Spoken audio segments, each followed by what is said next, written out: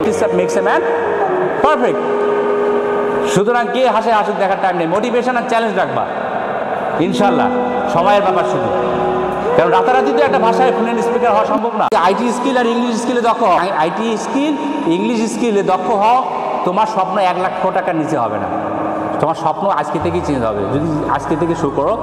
IT skill আর communication skill যদি তোমার দুইটা চেঞ্জ থাকে, তোমার লক্ষ টাকা স্যালারির নিচে স্বপ্ন থাকবে না, এবং ইমিডিয়েটলি তুমি এটা অ্যাচিভ করার জন্য যা যা সোর্স আছে ইন্টারন্যাশনালি তোমরা খুঁজে পেয়ে যাবে।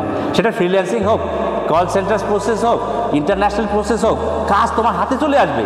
হ্যাঁ, একজন তোমাকে ফোন দিচ্ছে কানাডা থেকে ফ্রিল্যান্সিংয়ে, হ্যাঁ তোমাকে ফোন দিচ্ছে, hello is Nur Mohammed speaking here chauffeur, so I have an order today here, can you take with the deadline statement sofa today here, that's going to be very significant for us here. Nur Mohammed বলতে sorry I don't understand, again ও 1 লাখ টাকার income বেশি করতে পারবে, ও তো অর্ডারটাই নিতে পারবে। ঠিক বলেছো, you're right, you're absolutely right. For fluent speaker তোমার আরেকটা বিষয় থাকতে হবে, ডিটারমিনেশন। কি ভিতরে একটা প্রতিজ্ঞা তোমার ভিতরে থাকতে হবে যে আমাকে একজন ফ্লুয়েন্ট স্পিকার হতেই হবে। You have to understand the demand of the age, আপনার বুদ্ধি সঠিক বলেছে। বাংলাদেশের মতো প্রেক্ষাপটে ইংলিশ স্পিকার হতে গেলে তোমার বাধা আসবে অনেক। কি আসবে? বাধা আসবে, কারণ বাংলাদেশ হচ্ছে জেলাসি। কি জেলাসি? জলে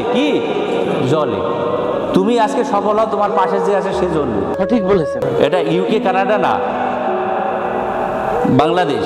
সুতরাং তোমার বাধা আসবে, তুমি একদম ইংলিশ করতেছো, প্র্যাকটিস করতেছো, তোমার কাছের জন্য বলবে, এমনভাবে হাসবে তুমি ওই দিন থেকে প্র্যাকটিস করা বন্ধ করে দিবা।